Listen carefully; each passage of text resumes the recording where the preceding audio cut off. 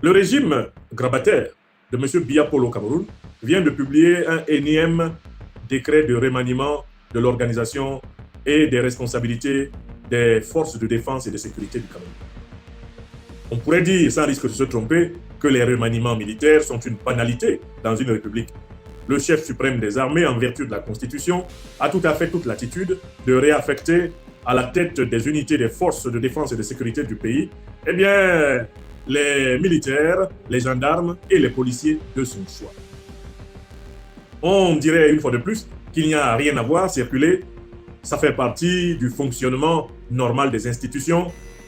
Le chef suprême des forces armées, en fonction des besoins, de l'évolution des demandes en mission de sécurité, en mission militaire dont le pays a besoin, affecte à tous les postes militaires, à tous les postes de sécurité, conformément à ses prérogatives. Et que commenter un décret dans ces conditions-là, eh bien, c'est tout simplement, littéralement, enfoncer un grand coup d'épée dans l'eau. Mais le Cameroun n'est pas un pays comme les autres. Ce n'est pas un pays normal. Pour reprendre une formule de feu, le professeur Hubert Monondiana, qui lui-même a fini par se repentir pendant très longtemps d'avoir cru en Paul Biya, le Cameroun est un pays où on a normalisé l'écart et où on a écarté la norme. Je reprends cette citation du philosophe Hubert Monondiana, aujourd'hui disparu, longtemps professeur à l'université de Yaoundé, ancien secrétaire national à la communication du Rassemblement démocratique, soi-disant donc du peuple camerounais, le parti de Biya, mais qui, avec le temps, a compris l'échec dont le régime qu'il avait servi était coupable, et qui a résumé l'état de la situation socio-politique au Cameroun en une formule. Le Cameroun, disait-il, est un pays où on a normalisé l'écart et où on a écarté la norme. C'est-à-dire que il y a une autre formule, un dicton typiquement camerounais qui est utilisé dans le débat public. On dit que le Cameroun, c'est le Cameroun. Quand on dit le Cameroun, c'est le Cameroun, on veut dire que il y a des choses qui sont possibles au Cameroun et qui ne sont pas possibles ailleurs. Et il y a des choses qui sont possibles uniquement au Cameroun. Il y a des choses que seul le Cameroun sait rendre possibles. Voilà ce qui se cache derrière la formule « le Cameroun, c'est le Cameroun ». Voilà les raisons pour lesquelles le philosophe Hubert Monondiana a dit que ce pays était devenu passé maître dans l'art d'écarter la norme et de normaliser l'écart. Écarter la norme, qu'est-ce que c'est? C'est-à-dire mettre à côté les règles. Et la maîtresse des règles dans un pays qui doit être normal, c'est la Constitution, puisque la Constitution est la loi qui sert de référence à l'ensemble des lois, des décrets, des arrêtés, à l'ensemble des décisions et même des activités qui se déroulent dans l'espace de la communauté politique de l'État. Or, au Cameroun, la première des règles qui est écartée, c'est la Constitution elle-même. Parce que l'autocrate local peut s'absenter pendant bientôt 60 jours sans qu'il soit possible, grâce au mécanisme constitutionnel, de constater la vacance du pouvoir de l'État, du pouvoir présidentiel à la tête de l'État. Donc, quand on dit que le Cameroun est un pays où on a écarté la norme, ce qu'on veut dire, c'est que c'est un pays où la Constitution elle-même, celle qui est supposée être la norme du système politique, ne s'applique pas. Elle ne s'applique pas. Parce que si la Constitution s'appliquait, les institutions camerounaises auraient déposé depuis très longtemps l'individu nommé Paul Barthélémy Biya Abimbono. Il aurait été institutionnellement et constitutionnellement déposé si la norme n'avait pas été écartée au Cameroun. C'est un individu très âgé qui désormais, on le sait depuis très longtemps, est physiquement et psychologiquement incapable de gouverner, de gérer un pays, mais qui a un seul projet, c'est de mourir en étant président de cette république bananière, d'avoir tous les honneurs, d'être enterré dans le pays alors qu'il a veillé à empêcher son prédécesseur de mourir et d'être enterré au pays. C'est sa seule ambition politique. Et tout le système politique a été perverti, transformé pour servir cette ambition. Mais la citation du philosophe Hubert Monondiana comprenait un deuxième aspect. C'est un pays où on a normalisé, on a écarté la norme. Donc, on a mis la Constitution à côté. Et au Cameroun, on fait ce que le plus fort du moment veut faire. Et le plus fort du moment, c'est le régime Biya qui détient la gendarmerie, la police, la sécurité militaire, les renseignements généraux, et qui est capable de les utiliser en permanence contre quiconque veut simplement appliquer la norme. Mais Mono Diarra dit qu'au Cameroun, on a normalisé l'écart. C'est autre chose, hein? Ce n'est pas la même chose qu'écarter la norme. Écarter la norme, c'est mettre la loi de côté. Mais normaliser l'écart, c'est instaurer la perversité comme loi. C'est instaurer la duplicité comme loi. C'est instaurer la méchanceté comme loi. C'est instaurer le mensonge comme règle. C'est instaurer la ruse, toutes les contre-valeurs sociétales. Que ce soit celles de la société traditionnelle africaine du Cameroun, que ce soit les valeurs sociétales proclamées par la morale tirée des textes politiques fondamentaux, tout ça a déjà été écarté. Mais on ne s'est pas contenté d'écarter la norme. Au Cameroun, on a fait quelque chose de plus, c'est qu'on a normalisé l'écart. C'est-à-dire qu'on a introduit comme principe de fonctionnement de tout l'ordre social le principe de perversité, le principe de duplicité, le principe de ruse, le principe de mensonge, le principe de violence, le principe de corruption. Bref, en fait, toutes les contre-valeurs ont été instituées. Le Cameroun se tirerait encore mieux d'affaire si on s'était contenté, en effet, d'écarter la norme. Parce qu'en fait, la constitution du Cameroun est une constitution qui est une copie stupide des constitutions de la 5e République française. C'est une constitution qui devra être écartée quand nous aurons à refonder le Cameroun. On devra vraiment l'écarter pour en placer une autre. Mais dans la situation actuelle au Cameroun, on n'a pas écarté la constitution pour proposer une autre constitution. Non. On a écarté la constitution et on a proposé le règne de la non-loi, le règne de l'immoralité, le règne de la terreur, le règne du mensonge. On a imposé le règne des contre-valeurs. Je vous donne quelques exemples pour illustrer cela. Je commence par une scène de rue que j'ai vécue au Cameroun en 2014. Je séjournais au Cameroun avec ma famille et nous allions rendre visite à une partie de ma famille dans un quartier de Douala. Nous avons emprunté un taxi qui nous a déposé en bordure de chemin. Il fallait traverser la route pour entrer et arriver à la maison de la famille que nous allions visiter. Au moment de traverser, on se rend compte que les motos-taxis au Cameroun roulent sur le trottoir des piétons. C'est-à-dire que les piétons n'ont plus sur la chaussée une quelconque zone qui leur soit réservée. Normalement, la chaussée est faite pour les véhicules, que ce soit les voitures ou les motos. Et le trottoir est fait pour les piétons. Mais au Cameroun, la scène que j'ai vécue est celle où, en raison du très mauvais état de la route et de l'absence de présence des forces de l'ordre pour encadrer la circulation, les motos, pour échapper au retard, les motos roulent sur le trottoir. Et j'ai entendu plusieurs fois des motocyclistes insulter les piétons. Des piétons qui marchaient sur le trottoir en leur demandant de s'écarter. Qu'ils n'avaient pas entendu qu'il y avait une moto qui venait derrière. Autrement dit, sur le trottoir qui appartient aux piétons, le motocycliste se comporte comme si le piéton est en faute et que lui, il est dans son droit. De telle façon que la scène que nous avons vécue est l'une des plus effrayantes de ma vie. J'avais mes très jeunes enfants dans les mains et il fallait traverser de l'autre côté. Et il n'y avait aucune autorité pour organiser la traversée. Les piétons doivent slalomer entre plusieurs dangers mortels pour se retrouver de l'autre côté de la route. Parce qu'il n'y a pas de passage piéton prévu et il n'y a même pas de couloir prévu pour les piétons. Voilà la scène 1. Deuxième scène, le règne de ce qu'on a appelé la nustocratie au Cameroun. Plusieurs institutions camerounaises ont été prises d'assaut par des pervers sexuels. Je dis bien des pervers sexuels. Pratiquant un certain nombre de rituels de magie noire, comme on l'appelle, des rituels qui inversent les valeurs de la société pour créer une fidélité mentale, une dépendance mentale entre ceux qui accèdent aux fonctions et ceux qui les donnent.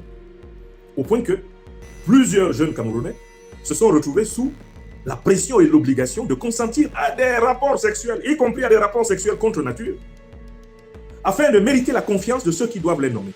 C'est ce que le philosophe Théodore Ateba-Yéné, aujourd'hui décédé, a appelé le règne du magico-anal. Le magico-anal. Plusieurs témoignages de jeunes Camerounaises, de cadres camerounais et camerounaises, faisant état de la généralisation de cette pratique. Dans les plus hautes sphères du gouvernement et de l'État du Cameroun, ces témoignages existent. Et l'un des ouvrages qui aura attiré l'attention de l'opinion internationale sur cette pratique est un ouvrage d'un certain Daniel Ebale Angoumi, qui dénonçaient le plus haut sommet de l'État à propos de cette pratique. Voilà un deuxième exemple de ce qu'on appelle la normalisation de l'écart. J'ai parlé d'écarter la norme, mais là maintenant je vous explique la normalisation de l'écart. Je donne un troisième exemple de cette normalisation de l'écart. L'économie nationale du Cameroun fonctionne à perte. Elle fonctionne à perte. Les ministres des Finances du Cameroun sont des spécialistes du surendettement du pays. Le pays en est à plus de 16 000 milliards de francs CFA de dette publique. C'est le sort de 3 ou 4 générations futures de Camerounais qui est ainsi sacrifié, car ces générations auront obligation de rembourser les dettes qui ont été contractées par des dirigeants qui sont les plus graves prévaricateurs de l'histoire du pays. Le régime de M. Biya est le régime le plus corrompu que le Cameroun ait jamais connu. Le Cameroun a connu 2 régimes politiques. Celui d'Amadou Ahidjo, qui était construit sur le sang du mouvement indépendantiste massacré avec le soutien de la France, Amadou Ahidjo ayant pour bras droit, notamment à partir de 1961, un certain Paul Biya. Le régime d'Ahidjo a tenté de bâtir l'embryon d'un État avec l'assistance des coopérants français. Cet État-là qui était donc construit sur le sang, sur le crime, sur les déportations, sur les exterminations, cet État a été entièrement récupéré par Paul Biya en 1982 et il en a fait un État champion de la corruption d'État. On n'a jamais autant volé de l'argent public au Cameroun que sous Paul Biya. Et le mauvais exemple commence par Paul Biya lui-même, qui n'a jamais déclaré devant le peuple camerounais la réalité de sa fortune. Sa soi-disant constitution, en un article qui était autrefois l'article 66, lui fait obligation de dire à tous les Camerounais, à toutes les Camerounaises, d'où vient le patrimoine qu'il a. Il n'y a jamais souscrit. Ahidjo met en place, à la fin des années 60, une inspection générale de l'État, au début des années 60 d'ailleurs, une inspection générale de l'État chargée de combattre la corruption. Et par là, Ahidjo enlevait déjà la lutte contre la corruption à la justice. Car quand c'est le gouvernement qui doit combattre la corruption, la justice est inféodée au gouvernement, est inféodée à l'exécutif, et la lutte contre la corruption devient une chasse aux sorcières permettant tout naturellement aux gouvernants de régler les comptes à leurs opposants au passage. Le Cameroun est un pays qui plusieurs fois a été classé pays le plus corrompu d'Afrique, dans plusieurs classements crédibles, comme le classement pendant plusieurs années de Transparency International. Mais si le Cameroun est l'un des pays les plus corrompus d'Afrique, cela veut dire que la dette qui est contractée au nom des Camerounais est une dette qui est volée. Quand des voleurs empruntent au nom d'un pays, ils n'empruntent pas pour ce pays, ils empruntent pour eux-mêmes, pour continuer à voler. Nous avons l'élite bureaucratique et politique la plus vorace d'Afrique centrale. Je pense même que c'est probablement avec celle de la République démocratique du Congo, l'une des plus voraces au monde. Une élite de voleurs impénitents, de voleurs sans foi ni loi. Il y a des individus au Cameroun qui possèdent des banques entières en argent cash. Des banques entières en argent cash. Il y a des gens qui ont plus de liquidités dans leur résidence privée que des banques. Et ils ont des liquidités en toute monnaie, en euros, en dollars, en francs CFA, en yuan. Ils sont capables de payer dans toutes les monnaies du monde sans sortir de leur maison. Et cela pendant plusieurs décennies. Donc les 16 000 milliards de dettes contractées par ce gouvernement ne seront pas remboursés par les membres de ce gouvernement qui sont d'ailleurs par ailleurs responsables de la prévarication de cette dette. Et ils seront opposés au peuple camerounais quand ce gouvernement ne sera plus. Voilà 3 exemples qui vous permettent de comprendre l'expression du philosophe Hubert Monondiana. Le Cameroun est un pays où on a écarté la norme et où on a normalisé les cas. Voilà 3 cas. 3 cas. Si je pouvais prendre un 4e cas, c'est le fonctionnement de la justice. Il n'y a pas de justice au Cameroun. Les innocents sont en prison et les coupables les narguent. Il n'y a pas de justice au Cameroun. Des gens sont en prison pendant de longues années sans le moindre début de procès. Des gens meurent en prison sans avoir eu l'occasion de défendre leur innocence devant un tribunal. Des gens se voient infliger des peines de prison irrationnelles, comme celle que Ouattara Draman, par exemple, en Côte d'Ivoire, inflige à ses opposants. Il n'y a pas de justice pour le peuple camerounais. Les palais de justice, comme le disait mon maître Serge Benoît Conta, sont des palais d'injustice. Au Cameroun. Les Camerounais qui vont au tribunal savent qu'ils s'en vont à l'un des endroits les plus corrompus de la terre. Ils y vont comme on va en enfer. Car ils savent qu'à tout bout de champ, Celui qui a le mieux corrompu va renverser le jugement. Voilà le pays dans lequel il faut comprendre le remaniement. À quoi sert le énième remaniement du régime Biya? Je n'ai pas dit de Paul Biya. Parce que lui, sa capacité à gouverner, eh bien, elle est nulle en tant qu'individu.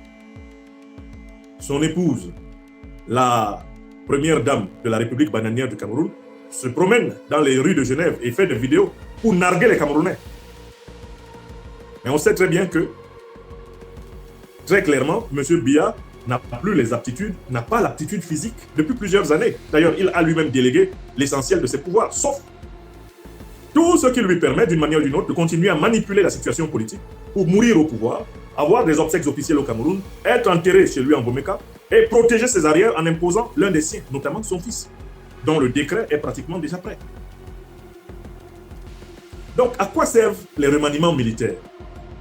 Je peux maintenant répondre à cette question. Les derniers remaniements militaires sont des derniers ajustements pour préparer une élite militaire qui obéira le doigt sur la couture à l'héritier choisi par Biya au moment où celui-ci se ferait enterrer avec tous les honneurs indus. Les remaniements militaires ne sont rien d'autre que la préparation de l'intronisation de l'héritier nommé par décret par Biya. On fait monter les hommes qui vont obéir à Franck Biya. On fait monter les hommes qui vont obéir à l'homme du clan Biya. Et on déplace dans l'armée les officiers que l'on soupçonne de pouvoir se retrouver soit sous l'influence du néocolonialisme français qui a son plan de coup d'État contre le régime Biya, soit sous l'influence des aspirations populaires révolutionnaires. Les remaniements militaires n'ont pour but que de déplacer des hommes, soit soupçonnés de pouvoir mettre en œuvre le coup d'État néocolonialiste français. Vous savez, Paris a préparé pour tous les pays de son précaré autoproclamé, de sa zone d'influence, de son dispositif socle, un coup d'État de rechange sur le modèle de ceux qui ont été organisés au Gabon, en Guinée-Conakry, même en 2021 au Tchad. Paris a préparé un coup d'État de réserve qui est dans ses tiroirs pour tous ces pays-là. Cameroun, Côte d'Ivoire, Paris a des coups d'État dans ses tiroirs. Et Biya et Paris jouent au jeu à la souris, au jeu du chat et de la souris.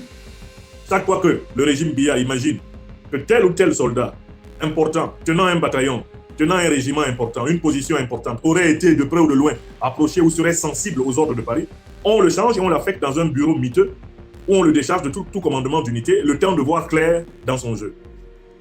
Et les remaniements dans l'armée camerounaise ont aussi pour but d'empêcher l'émergence d'officiers panafricanistes révolutionnaires qui viendraient mettre fin à la gabégie qui règne à la tête du pays.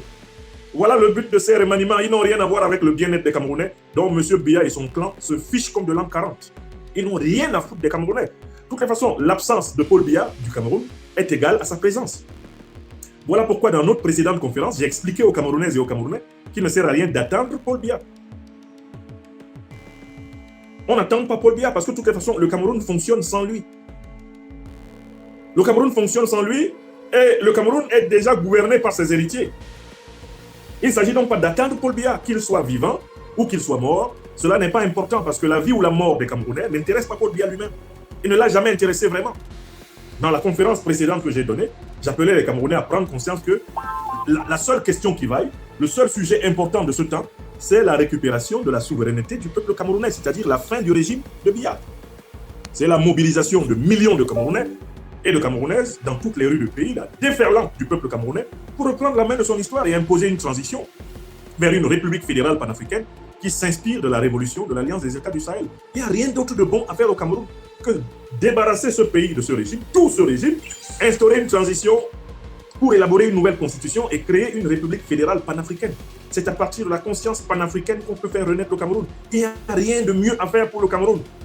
Donc tous ceux qui sont dans des logiques d'attente sont en train de perdre leur temps. On n'attend pas quelqu'un qui n'a pas votre temps. Une deuxième fois, on n'attend pas quelqu'un qui n'a pas votre temps. On n'attend pas quelqu'un qui n'a pas votre temps. On s'occupe de ses affaires. Le peuple camerounais doit s'occuper de ses affaires, c'est-à-dire récupérer sa souveraineté. La récupération de la souveraineté signifie se mobiliser ensemble sur des bases de peuples panafricains, déterminés à marcher à l'unisson des peuples ouest-africains éveillés pour aller vers la République fédérale et servir de modèle au changement en Afrique centrale. Donc le remaniement militaire là est un ajustement clanique uniquement dans le but de protéger les arrières du satrape déclinant. Et il n'a qu'un seul objectif, mourir au pouvoir, avoir des obsèques nationales, et à ce moment-là, transmettre le pouvoir à un de ses héritiers pour protéger ses arrières. Et de toutes les façons, je suis convaincu que M. Biya, en tant qu'individu, se fiche pas mal d'abord de tous les Camerounais et il se fiche pas mal de ce qui arrivera à sa propre famille quand il ne sera plus au monde. Tout ce qu'il ne veut pas, c'est connaître une humiliation de son vivant comme celle qu'il a infligée à son prédécesseur et bienfaiteur, Amadou Ahidjo. Paul Biya est d'un cynisme absolu. Regardez simplement l'état dans lequel il a abandonné sa propre fille, sa fille aînée. Regardez les déblatérations de sa fille aînée. Elle vous indique le type de père que Paul Biya aura été. Donc en fait, c'est même pas pour protéger les Franck Biya, les Brenda Biya, les juniors ou les enfants de sa femme que Paul Biya organise une succession clanique. C'est juste pour que lui, de son vivant, ne soit pas humilié. Car le narcissisme de ce despote est tellement profond que le sacrifice de ses propres enfants ne représente rien pour lui. C'est pas un problème. Regardez l'état de sa fille. Dans un pays où, eh bien, les pratiques, par exemple, homosexuelles sont interdites par la loi, regardez ce que sa fille a fait. Au vu et au su de tout le monde. Regardez les orientations sexuelles que sa fille a revendiquées, publiquement. Il s'en fiche complètement. Ni de l'existence de la loi, ni de sa non-application. Le seul problème de M. Biya, c'est de mener à bien sa barque jusqu'aux obsèques officielles. Une fois, croit-il, qu'il sera donc enterré dans son mausolée et qu'il y aura à la tête du Cameroun un héritier qui impose aux Camerounais d'aller se prosterner devant sa tombe, lui, il estime qu'il aura atteint le but de sa vie. Alors le peuple camerounais doit empêcher M. Biya de l'emporter dans son rêve de grandeur imméritée, dans son rêve narcissique, d'échapper à la justice, d'échapper à la vérité et à l'histoire. Le peuple camerounais, et seulement le peuple camerounais, peut stopper M. Biya.